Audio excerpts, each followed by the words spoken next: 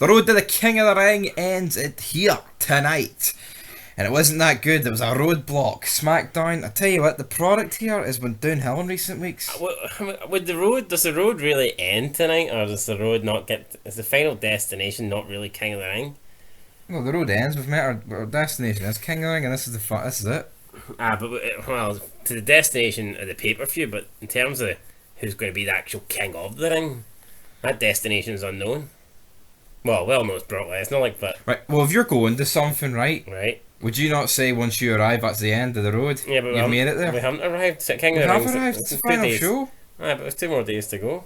Well, hold on, right? If I open my front gate to my house, if I not arrived, even though I have to open the front door before I close the front gate. But we're not at the front gate, right, anyway, right, Kurt Angle comes out, he starts greeting, he finally admits that he's got no hair and he's been wearing a wig this entire time. But it's a comical way he's addressing it. He's addressing it like none of us knew, and it wasn't fucking obvious. And he's the fucking man. He's making us believe that we all thought he had hair.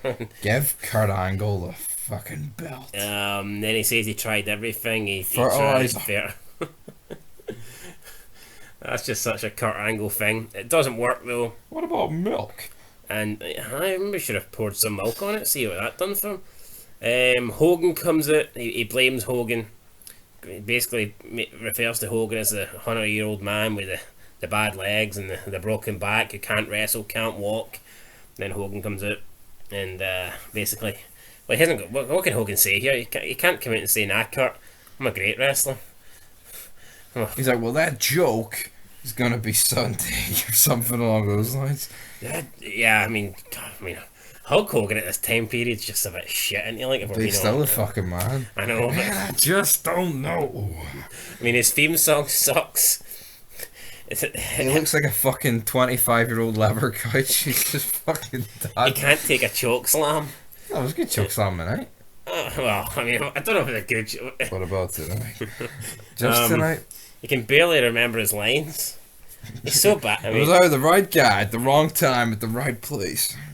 I mean, Hogan's that bad that 6 months down the line he fucking dresses up as someone else. That would never happen in Prime Hogan. You take Hulk Hogan away and you dress him up as someone else. That's about a year's time, mate. Oh, give the guy a fucking break. Nah, he sucks. Should go back to WCW. I heard NWA are hiring.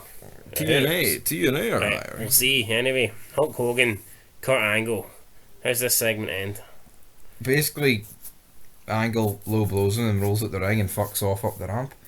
That's it. I'll tell you what, I've got faith that Angle's going to carry Hogan to a good match at the King of the Ring. Angle doesn't really do bad matches, so I agree. Angle. You know, and Hogan, spoiler, in the main event segment, he locked down a pretty good ankle lock, so they'll probably do something like that. It took him about 10 years to apply it, but yeah, it was decent. He got there in the end. Next up, with Stacey... What was that one? He got there in the end. Next up, with McMahon's secretaries. I mean, one's a secretary, one's what? A whore. Which one's which? You do the math. I don't know. I mean, no wonder McMahon ends up paying millions of fucking dollars for the amount of women he's been involved with.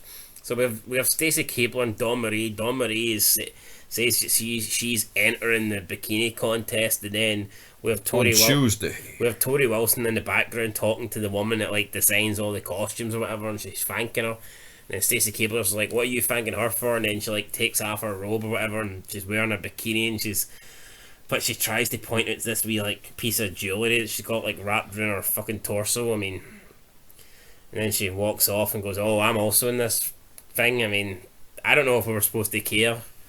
Like, I'm not bashing it, like, but it just didn't really do much for me. Yeah, they're trying to hype it up. The fact it's on, if it was like the pay-per-view, fair enough, but Tuesday, I don't even know what's on Tuesday. Is it Velocity or is it Heat? It must be Velocity. I think it's Velocity, like Tuesday night Velocity. Really. I mean, they gave like Lance Storm 10 minutes of air time. Could this not have been fucking... I don't know why. I mean, I don't want to sound gay and complain about Tori Wilson and Stacey Keibler being on the screen, but it wasn't great. Like, it just... Tell you what, like, it's almost like planting the seed for the Dawn Marie Tori Wilson feud. Is it?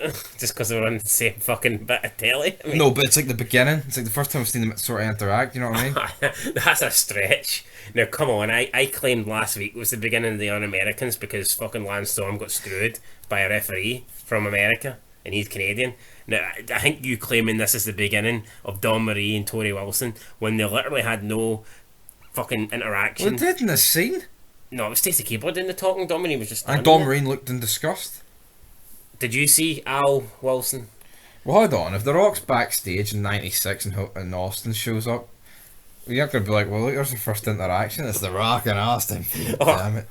That's leading to the Mania 17 match. Fuck Well, see when Ben Warlock's in the first crossface on Daniel, circa June Well, 24th, let's just not even 2007. go Is there. that, you're not going to say that's the feud begun?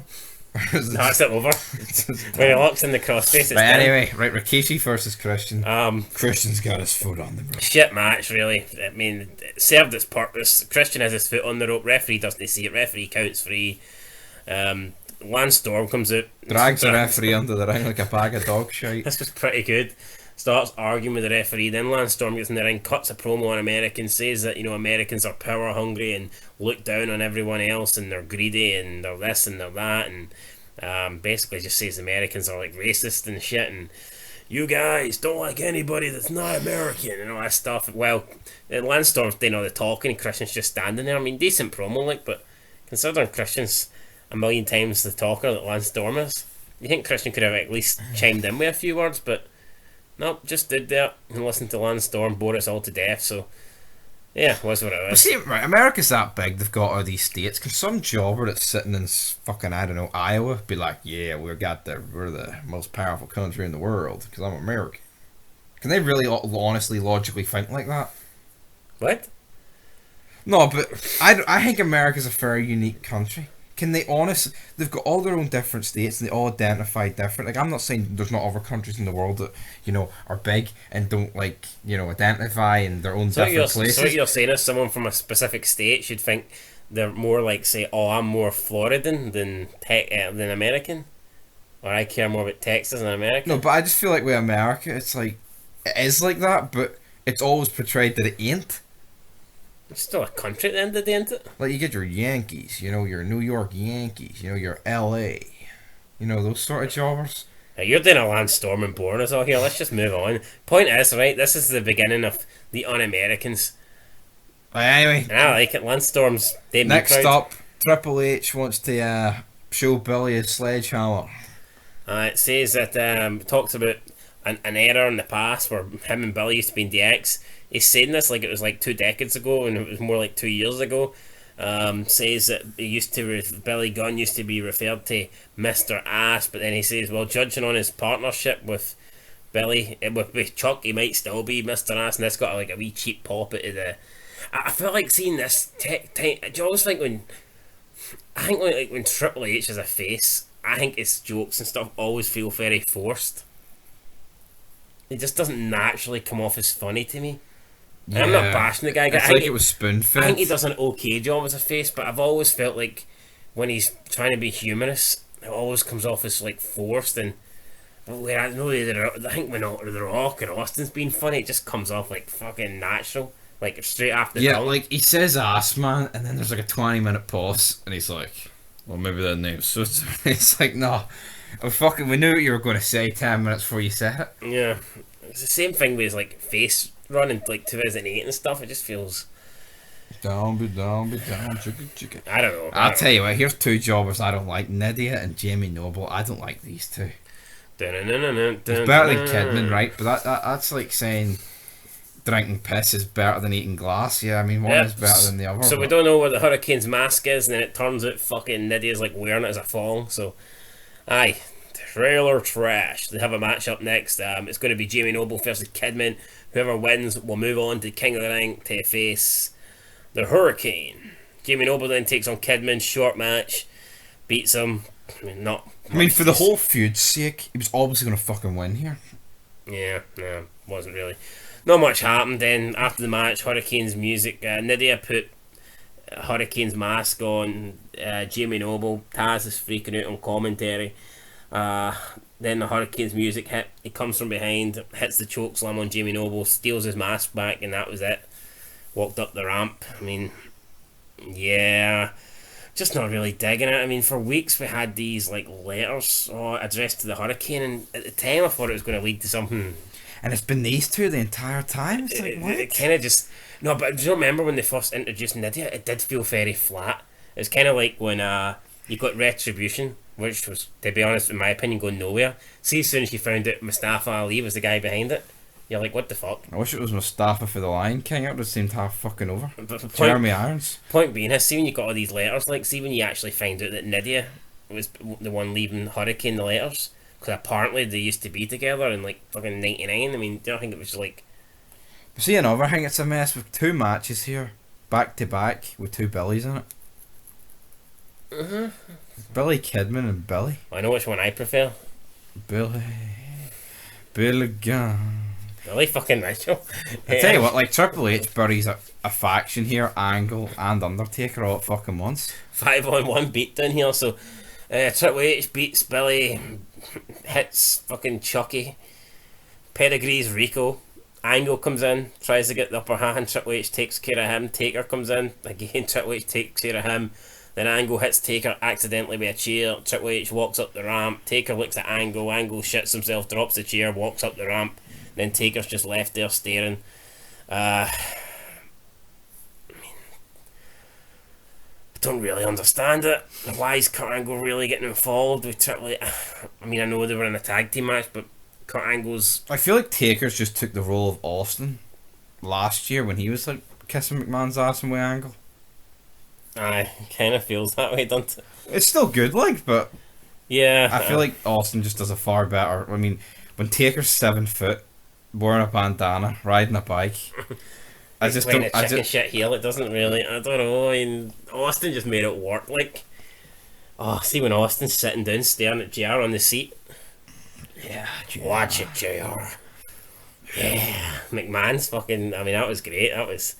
I felt bad for JR. Like, he was certainly getting harassed in that segment. Anyway, Jericho versus the Big Fella Boski. Undertaker demands a match with. Well, he said he wants a match. Vince McMahon says he doesn't think it's a good idea. Then Taker's like, I don't think you understand. I'm not asking, I'm telling you. Then McMahon kind of stands up to Taker and says, no one tells me what to do. But then... Or from you, Mark. Yeah, I think he called him Mark, and then he just booked the match anyway. Jericho versus the Big Fal Boski. Fal Boski booked very strong here. Had Jericho beat twice. Again, not a match really worth writing home about. None of these matches tonight were. Pretty fucking shit. Like, if we're being honest. But Val Phoenix had him beat twice. Referee was down on both occasions, and Jericho hits a low blow, locks in the walls of Jericho, and Val Phoenix taps out. So there you go. Chris Jericho advances to the semi-finals of the King of Ring. He'll meet RVD. Be a good match. Then we get Hardcore. Well, I hope so. Like, I mean, Hardcore Holly confronts Test backstage. Says to Test, "I hope you know what's on the line tonight. The winner gets a shot at the Undisputed Championship." It's SummerSlam, so a pretty big match. Test is like, says to him, Well, see, as soon as he comes in and says that, it basically confirms to me that one of these two just ain't winning the fucking thing. Why does that confirm that? Because Test the Hardcore Holly's not main event in SummerSlam. Yeah, I can see. At this point, you could see Brock, RVD, or Jericho. Yeah, but did we not know that already, or is that the first time we're learning it? I think that's the whole reason this segment happened. We didn't know it. Did we not? No. Oh, that makes a bit more sense. I thought Hardcore Holly was just fucking spouting the obvious. When this happened, I'm a boring bit. Ring of Honor. When this happened, I'm thinking, why is Hardcore Holly coming in and saying the fucking obvious? Well, Test didn't really react, did he? Just like, get the fuck out of Test here. acted like he already knew. Then Test is like, because Hardcore Holly doesn't really think he's taking it serious, and Test is like, you'll see how serious I'm taking it in the ring. Then Holly goes, alright, champ. But what was the fucking point? Slaps I on the arm. understand the point, but realistically, then Test stares him down when he walks out. I mean, fucking. it literally just comes in and says, "I'm the big shot." You tell Brock Lesnar. And then his theme song plays like, "Can you hear me now?" What happens in the match? First of all, we get Angle complaining about McMahon. He says that he doesn't want to face the Undertaker. He can't face Taker, blah blah blah. Then McMahon spins it around. The Spin Master McMahon. McMaster, McMahon Spinner. I stop talking pish. Alright, okay, sorry. Alright, well, up next. No, you explain what McMahon does then. McMahon basically says, well, Kurt, you're an Olympic gold medalist. Maybe you should have been number one. You should have been number one from the dead, right? Then Keebler says, you're not scared of the Undertaker, are you? No, I'm not scared. You know what? I'm going to pretend he's that 100-year-old red and yellow pedophile, brother. With the bleached blonde hair, brother. So basically, Angle's decided he's going to kill Taker. Then McMahon quickly realised, oh fuck, I don't want him to kill Taker. Oh, Kurt, come back. Don't leave me. Right, then we get, how do you like me now? And I've never liked him, to be honest. And Test beats him. I tell you what, Hardcore Holly, in my opinion, for like 2 or 3 weeks, in that Attitude Era was main event level. See, when he was doing this whole Big Shot thing, that was great. Big Show flipped the fucking car on him. But unfortunately, they brought in his wee fucking runt cousin, and it just went downhill. I always thought... It actually killed his fucking momentum. I actually thought Crash Holly was always shit. I was never a fan of him, right? It just made no sense. Hardcore Holly was the guy proclaiming to be like 400 pounds and stuff, and he thought he was, bigger than he actually was. And then they kind of just bring in Crash. He brings out a set of scales. Yeah, and they kind of like took Hardcore Holly's. It blew Hardcore Holly's momentum, and then they kind of just gave it to Crash, Crash is a small guy who thinks he's bigger, and that's why he's bringing out the scales. Then they gave it to Crash, allegedly weighing in at 400 pounds, but Crash never done anything with it apart from be a small guy and come out with scales. Exactly. It was just no. I mean, I think they ruined it, man. I think Hardcore Holly was on a roll, and I think Crash coming in fucked it up for him. Test wins though. Aye, Test big boot. Oh fuck, yep. Then we get what's that on the board? Test says, you tell Brock Lesnar, you tell the next big thing at King of the Ring, he's gonna get the next big boot. So, decent. Next up, Johnny Ace and Fit Finlay. Blast from the past, or blast for the future, even, I don't know. Both, whatever you fucking want to call it. Johnny Ace looking really young. Johnny Ace looking like he could rip that shirt off and go tonight. Looks like he's fucking. He looks like he's half member of the Backstreet Boys here. Down. Could be JBL. That's the Backstreet fucking Boys. Longhorn. Johnny Ace was the JBL before Bradshaw was JBL. He fucking does that. Anyway, right, McMahon wants one of them to go and get Angle and the other one to go and get Taker. Then we get Jericho backstage. McMahon wants you. Interview Kevin. Who's that? Kevin Kelly? No, it's not. Who's that guy? Some jobber. Triple H bullied him earlier. Kevin Patrick. Kevin Patrick. No, Kevin I don't know. That's today, isn't it? That's that Irish prick. Anyway, guy says there's 4 men competing at King of the Ring. Jericho's like, nah, wrong. 3 men, 1 king. Makes fun of RVD's wee thing. Says that he's going to beat RVD, then go on and face the winner of the Test and Brock Lesnar and, reclaim his Undisputed Championship. I mean, just a average promo that done nothing for me, like. I know what's Jericho doing. It's just a average. Great win against the big Falboski. Just nothing really good, He made fun of RVD, but it didn't even sound like RVD. No. I mean, I don't think RVD spoke a word of English, so I don't know what he fucking sounds like. Then we get Angle meeting with Undertaker and McMahon wanted to cool things down. If anything, things got escalated. Undertaker says McMahon wants him to shake hands. Undertaker's annoyed that Kurt Angle threatened to break his ankle. Undertaker says that Kurt Angle says something about Undertaker being fake. Yeah. And Taker said it's not as fake as that wig. And he says, I'm and if you come out with that to the ring, I'm going to fucking, rip it up and shove it up your ass. And shove it down your throat. And then Kurt Angle says something about Undertaker, then Undertaker calls Kurt Angle cue ball. Then Angle leaps onto McMahon, who leaps into Taker, then they fall on the couch, then the 3 of them are brawling on the couch. Get split up by the Johnny Ace and Finlay have to come in and there's a 5-way on the pull couch. Angle. McMahon's fucking stuck rolling about on top of Taker. And then he gets up and Taker's like, get off me, damn it. And McMahon's fuming. He's like, that son of a bitch. So, could this be the end of the whole McMahon Angle? Fucking might be.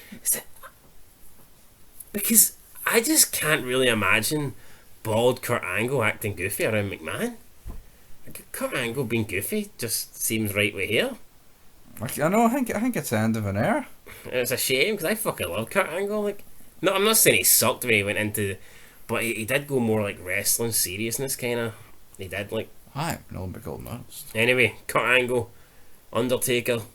Main event, good match for what it was. Pretty shy if we're being real. Nah, it was alright. Chairs being used, DQs, nobody won. Angle slams his head into the ring post. Triple H and Hogan come out. Triple H comes out, causes Kurt Angle to win with a roll up, but strange, I thought. Yeah, having Taker get beat. Taker gets, I know it's a roll up, like, and Angle had the tights, but then a Hogan gets involved. Hogan applies the ankle lock to Kurt. Taker gets in after beating up Triple H and hits a choke slam on Hogan, the best choke slam he's hit in the past couple of weeks. And then Triple H gets in and hits a pedigree. I mean, I think you can tell just by looking at this show, Triple H is not winning, just for the fact he's looking too strong. Yeah, he buried 5 guys earlier, comes out on top of this battle here. Well, I know he's not winning. No, he's definitely not. He's not, like, but Taker's holding the belt till vengeance. Yeah.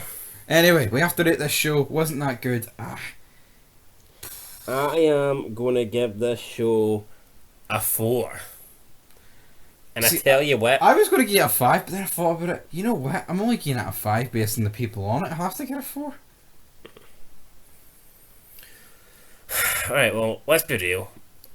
There was not one match that I thought was good. No. And the matches who were alright were the ones that ended and, like, you know, actually involved the main event people. None of the, I thought maybe the best. I thought the best thing was probably the last segment between McMahon, Taker, and Kurt. Yeah. Everything else I thought was a bit shite. Yeah. It is what it is. No Reverend Diva on this. Yeah, to me it was. I mean, I like Kurt, like, and Triple H and Taker, but to me they were on the show too much. Yeah. I just felt like, I don't know if like half the roster was missing. Like you said, no Reverend Devon. Trying to think of the other people that weren't on the show tonight. Can't really think of them. Maybe everybody was on the show, I don't know. Orton. No, I'm not really going to count Orton.